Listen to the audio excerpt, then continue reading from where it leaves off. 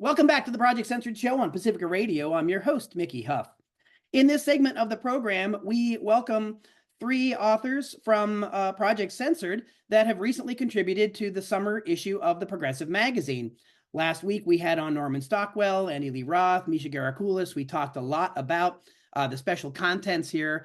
It's really something that such a prominent political and historical magazine like the Progressive took on the issue of media literacy in the summer of this election year. As you know, folks that listen to this program, we're always harping about critical media literacy education and what we can do to be more informed, to be more meaningfully civically engaged. And the three people that I have joining me right now penned a stellar piece on navigating the digital democracy. We are joined by Kate Horgan, website design and media assistant at Project Censored, and a member of the Media Revolution Collective, co-authoring The Media and Me, a guide to critical media literacy for young people. We are also joined by Reagan, Haynie, Project Censored social media manager. Her work has been featured in the Project State of the Free Press Top 25 Censored News Stories list and in the Junk Food News chapters. And last but certainly not least, we're joined by Shealeigh Voitl again. Welcome back to the program. Shealeigh is the digital and print editor at Project Censored, and her writing has been featured in Truth Out, the Progressive Ms. Magazine, and more. Kate, Reagan, Shealeigh, welcome to the Project Censored Show. Thanks for having us.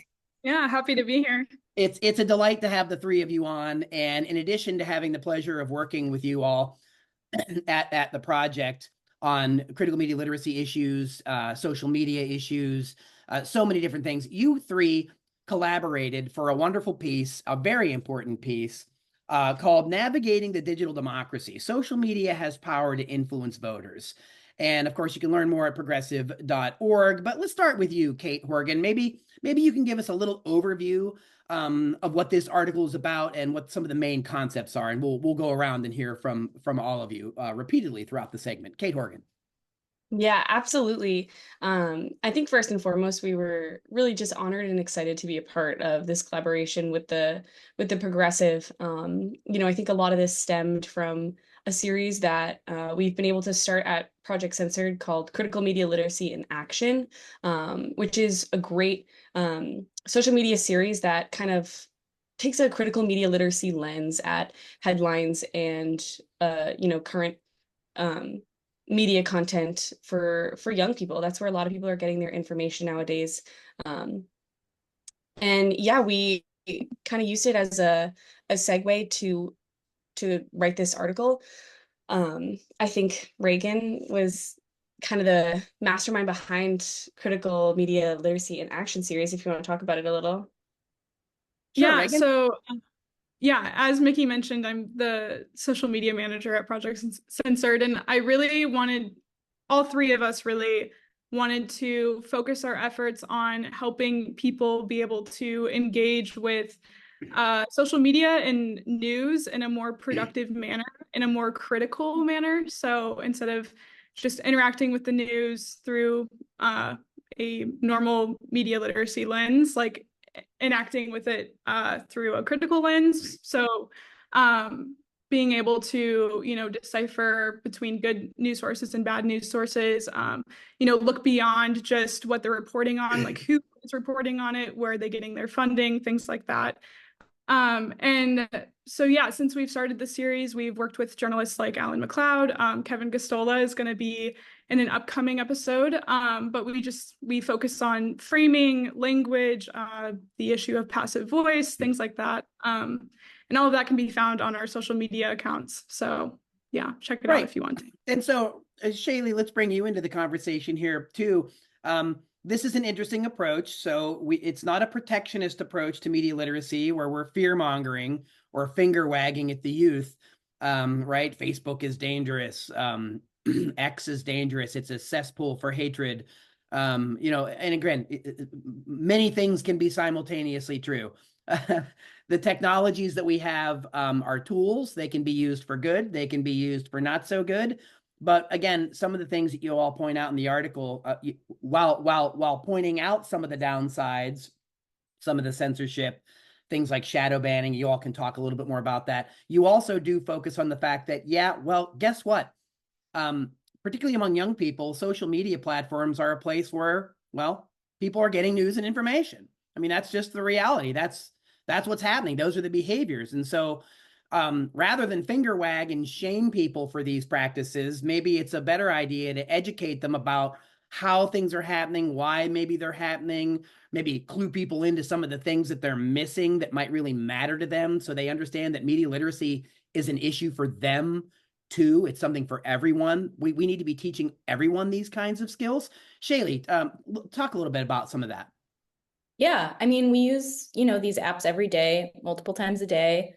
But I think many of us don't even realize why we're seeing the content we're seeing. And that's coming from 3 digital natives who have used the internet like practically our whole lives. So we're sort of, intuitive about it. So we feel as though, we have full control over the curation of our For You page or our Discover page. And, that's not necessarily the case. Social media algorithms are specifically designed to prioritize user engagement, to boost advertising revenue.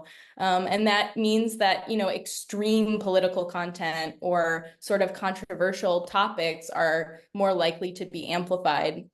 And so when we're coming upon any election, it's important that everyone participating in that system understands why they're seeing the content they're seeing on their feeds, and how to make sense of all of that. And, not everything on social media, is inherently untrustworthy, but there's always something more to consider when you're coming across political content anywhere, but especially on these social media platforms. Yeah, so we need to, again, I don't get to quote Ronald Reagan very often, but the trust but verify sentiment springs to mind. When even he was seeing things happening in his administration that he didn't realize or want to acknowledge were true, but in fact were rare instance of presidential apologies around those things. But it has been 40 years. So, but we have our work cut out for us. Because we have more and more people, particularly young people, getting information from these social media platforms. They're owned by these private big tech companies for profit that also have contracts with the government for other things, other reasons.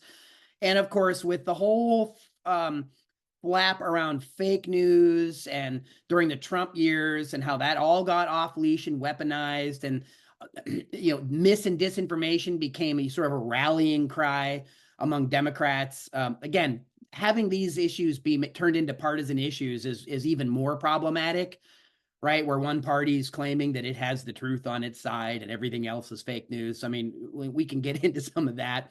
But maybe, Kate, we can go to you. We can certainly go around. What are some of the ways that whole fake news moral panic was used to usher in these Trojan horses, as they might be called? Ways to curate the information. We want to squelch disinformation. We want to prevent people from seeing bad information before it goes viral around the world, kind of thing, right? So what are some ways that social media companies were surreptitiously trying to squelch in this kind of these kinds of posts? I know you talk about shadow banning, and I know you talk about algorithmic speak. Kate, maybe you can talk a little bit about this and we can go around. Yeah, absolutely, Mickey. I think you brought up a great point in the era of Trump, in the era of misinformation, disinformation, it did ramp up a lot of content moderation online. There's, all of a sudden a huge volume of content circulating that was spreading a lot of, what was co-opted as like fake news in some ways.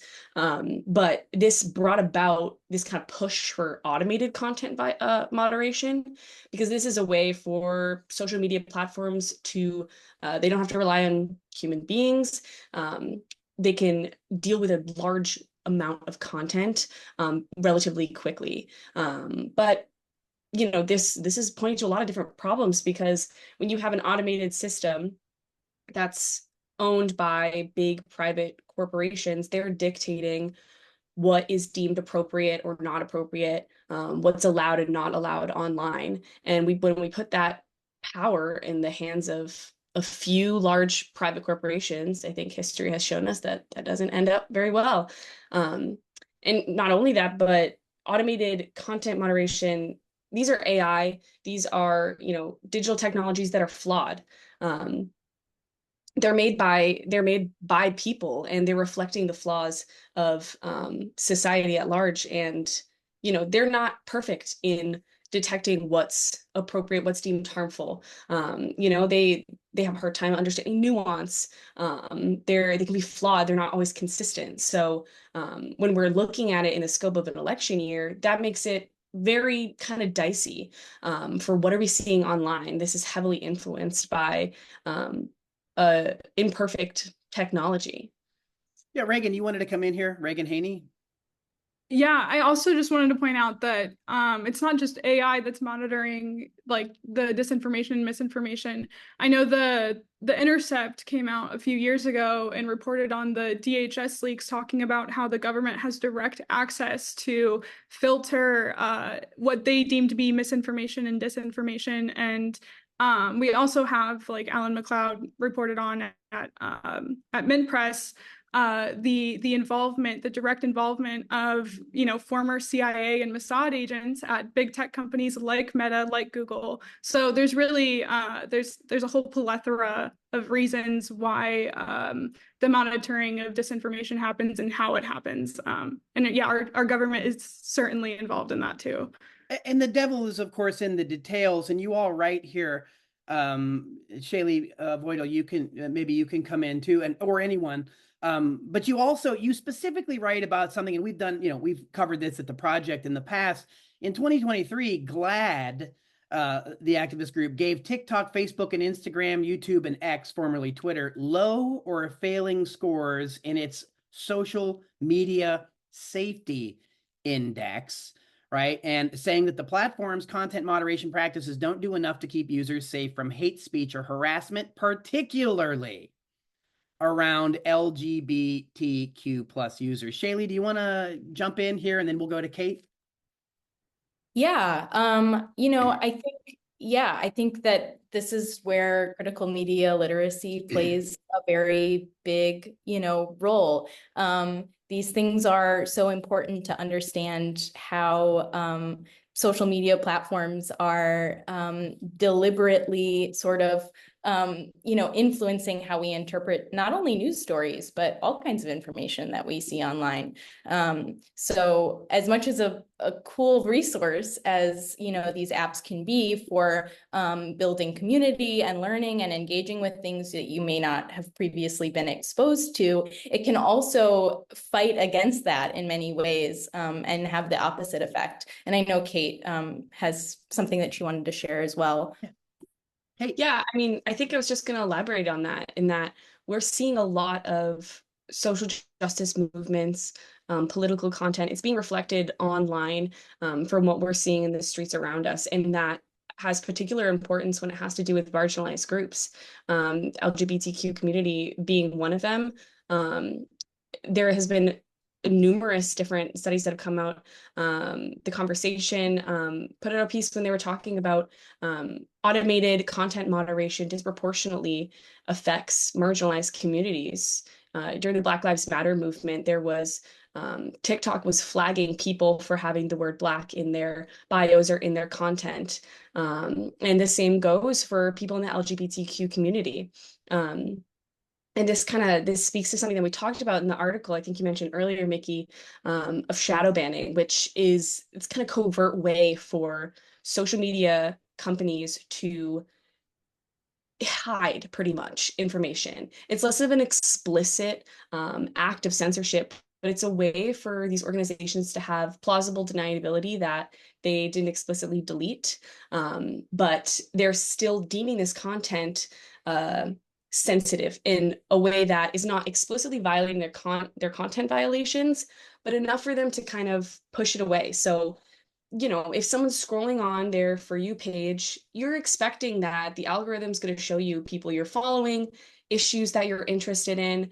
But the reality is you're not getting the full picture painted for you from your For You page, because there are things that are not explicitly being communicated that they are censoring in a lot of different ways. And that does disproportionately affect marginalized communities and marginalized social justice issues. So this is clearly a media literacy, a critical media literacy issue. It's clearly a teachable moment. Seemingly, we were talking a little bit about shadow banning, excuse me, as one of the ways in which these tech companies, big tech companies, social media companies, Meta, for example, that owns Facebook, Instagram, WhatsApp, how they're able to, well, sort of throttle down things that people are posting.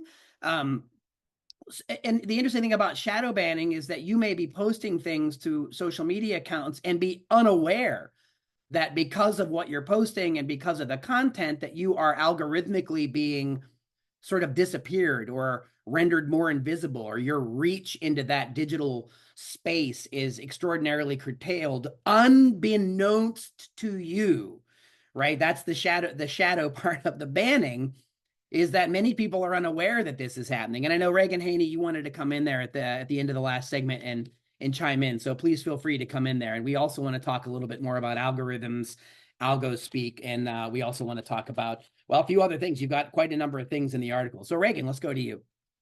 Yeah, no, just on the issue of algorithms and the issue of suppressing information.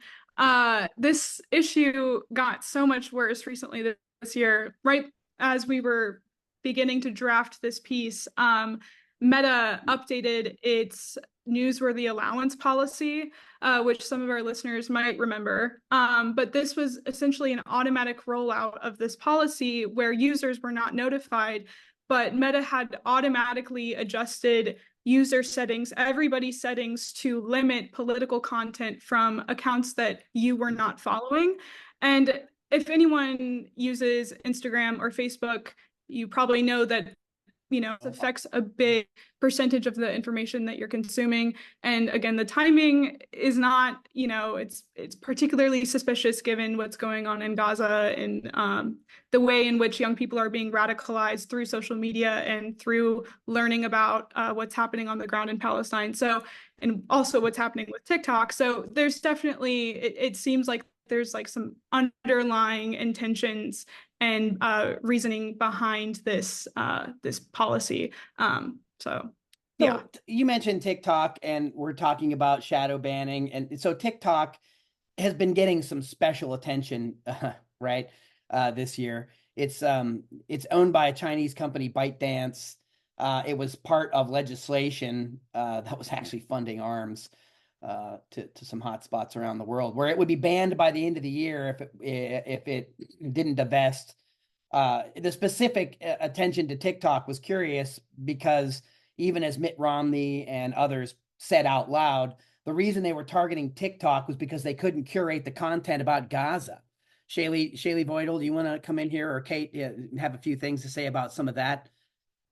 Yeah, I think this is why, young people are frustrated with the system. We're getting these messages and immediately contradicting these messages. Obviously the Biden administration was all for this bill, but still continues to use TikTok to promote, the campaign. So it's frustrating, I think, when you're getting that content and you feel talked down to in a lot of ways. This is, your connection to, as Kate was mentioning, communities that maybe you aren't a part of in your real life, that, online spaces are so sacred in that way. And so being, TikTok being maybe stripped away from you is frustrating because it's an issue of censorship, but it's also frustrating when leaders are like, okay, well, in the meantime, we can use it to, promote our, messages that maybe you don't necessarily agree with anyway. So it's a tricky thing, but I think, having that, where we don't get that transparency from people, we're hopefully with CML in action, with this article, trying to allow people, the young people especially, the tools to kind of be discerning consumers of that information. Yeah, and there's also certain topics, and again, back to the LGBTQ plus issues. There's a couple specific things that you all write about in the article. One is KOSA, the Kids Online Safety Act, And the other, of course, we've covered the project before, the Cybersecurity and Infrastructure Security Agency Act, or CISA. Can any of you speak a little bit to those? Because again, it's another effort to seemingly keep people safe or to address safety issues that maybe ends up backfiring or has other consequences, unintended. Can any of you speak to that? Yeah, Shealeigh also might have something to say about this too. But COSA is the Kids Online Safety Act. And Mickey, you pretty much described it well. It was disguised as a policy or a piece of legislation that was being implemented to protect kids online, and to protect them from certain kinds of information. But what that piece of legislation really did was it suppressed content online that was discussing content related to abortion, LGBTQIA issues, mental health issues, sex education issues. So, when you hear that, it's really hard to understand, like, what are we protecting kids from? Like, none of this is dangerous information. So yeah, I mean, there's clearly something else going on here. And you also cite a professor at UCLA, Sarah Roberts, basically saying that this kind of automated content moderation misses nuances, right? And so again, let's even pretend that there's noble effort or intent behind protection, right, of kids and so forth. That's not a light issue. But look, it's also inadvertently, I'm being pretty diplomatic there, but it is having negative consequences. It is having a censorious effect. The degree to which that people have figured out online that they don't talk about sex work in the way, they don't call people sex workers, they call them accountants, something. And Kate, I know you might want to maybe talk to this too. This algo speak or algorithms speak, a means by which people try to circumvent the automated censors or shadow bans. Kate, can you maybe talk about that? Or and Shealeigh, you might want to chime in, but go ahead, Kate. Yeah, absolutely. I think it's really reflective of, also some powerful organizing that's happened by young people through online communities currently. I mean, algo speak is really a way to circumvent, like you said, Mickey, these algorithms and words, phrases, topics that might be otherwise flagged, whether they're told explicitly that they're flagged or not explicitly. This is kind of relating back to shadow banning, where people might not know if they're getting, pushed off the algorithm. So they've developed ways to communicate with each other and communicate these topics in ways that will actually reach each other. So for example, in the pro-Palestine movement currently, a lot of people are using the symbol of a watermelon to discuss Palestine. And that is a way for them to not have their content censored or policed. If you were talking about sex work, people will call themselves accountants.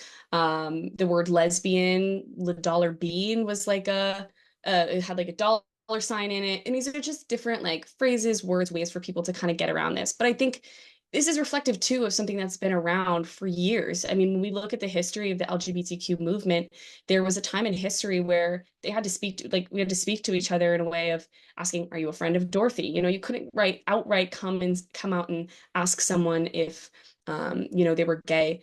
And so we see this in a lot of different social justice areas where we have to kind of work around these systems to get our messages across. But it's taking a new form when it's online and when it's being kind of controlled and co-opted by these few private large organizations. Yeah, and then of course another issue you bring up is, and again, I mentioned the professor from UCLA, the automated content moderation. She goes on to say that content moderation, quote, requires linguistic and cultural competencies that machines cannot achieve. That seems to be an extraordinary limitation that many of our tech overlords don't want to talk about in the open. I'm reminded of the meme that's all over online now of the person pressed against the wall with this big tuba, covering their face. And it's like companies and unwanted AI, and they're just blasting it in your face. It's like everywhere you turn, your AI is there to help. But again, and that's not to say that there aren't positive uses for AI, but the critical media literacy default is to be skeptical of some of these things. Shealeigh, Voitl, maybe you want to come in and talk a little bit about some of these and related matters. Yeah, I mean, yes, skeptical is right. I think that is it's deserving of our skepticism. And I think also, like even just going back to some of the legislation that's, seeking to regulate content online.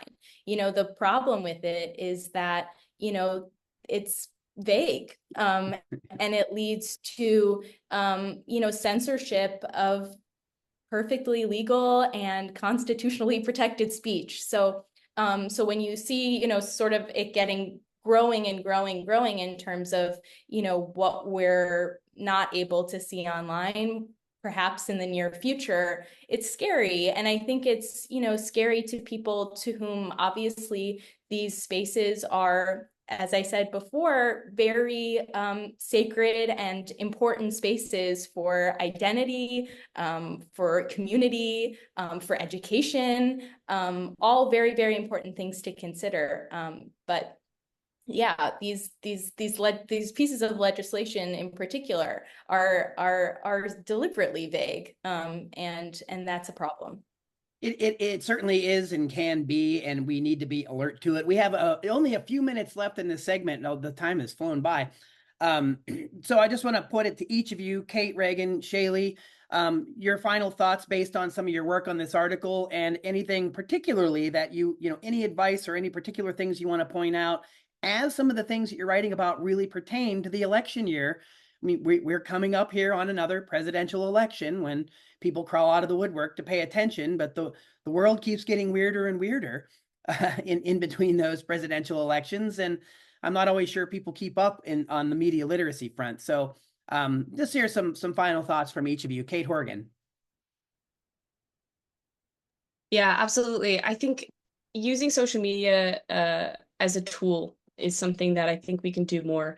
As we've said over and over again, critical media literacy is not about being critical. You can use it also to spread messages. I think I'll go speak and the things we talked about. These are great examples of ways that people are able to communicate their messages, to spread awareness about political issues, social justice issues that matter. So, just as much as social media and AI is scary, don't be afraid to also use it to your advantage to interact with your community, to, engage in political discourse and, be civically engaged. I think it's a powerful tool. We have to recognize that as well. And knowledge certainly is power, particularly the kind of knowledge that one gets from understanding critical media literacy and how these platforms actually work, for whom, which voices may be excluded. I mean, can really spur people to seek out other kinds of information. Reagan, Haynie, final thoughts from you in this segment. Yeah, I think something that I just want to drill in is to just, I know things seem really bleak right now in the world and also online. And I think it's really, I guess, tempting to lose hope and to give up. And, there's so many barriers put into place to prevent progress and to prevent action. But I think it's really important that we all hold strong and to continue voicing our opinions and to voice our frustrations, especially online. And I was actually just talking to Kate and Shealeigh about this, but I know that there's a lot of limitations to online activism and that a lot of people feel are afraid of, the fear of virtue signaling or being performative or whatever. But I think, and there are limitations with online activism, but I also think that there's so much potential to spread messages and to gain support for issues. 2 years ago, no one talked about Palestine, no one cared about Palestine, and look where we are now. People, even centrist people, are supporters of Palestine and are frustrated, and just seeing progress happen in real time for causes and issues that maybe didn't have that support later down or earlier in time, I think is exciting. And I just hope that people continue to be active online and so. Absolutely. Shealeigh, Voitl, some final thoughts from you on the segment? Yeah. Well, I think both of my colleagues, Kate and Reagan, brought up amazing points about, social media being very empowering. It is. It's an amazingly empowering tool that we can use to learn so much about the world around us. And then on the other side of the coin there, it's also important to have the additional tools at our disposal, to allow us to see some things that may not be in our best interest. And that involves, learning how these algorithms work. And that is unique to each platform. They're not all the same. And, knowing that you might be caught in these sort of echo chambers, and the further you get into that, the harder it can be to get out. Not only to be open to new information, but to find it, on your feeds. You're just not being exposed to it. So I think just understanding how that works makes social media even more empowering. And that's what I think we would really love young people to achieve. And I think they're already doing that, which I think is awesome and very inspiring. It is, and the three of you are equally awesome and inspiring. Your article is Navigating the Digital Democracy. Social Media has the power to influence voters. Kate Horgan, Reagan, Haynie, Shealeigh, Voitl, thank you so much for joining us on the Project Censored show today. It's been a delight to talk with you. This article can be found at progressive.org. It is in the special summer issue on media literacy of the Progressive magazine. And to learn more about our Project Censored, and to learn more about critical media literacy in action and our critical media literacy pedagogy and curriculum, you can learn more online for free at projectcensored.org. Kate, Reagan, Shealeigh, thanks again for joining us today. Thank you so much. Thanks, Vicki.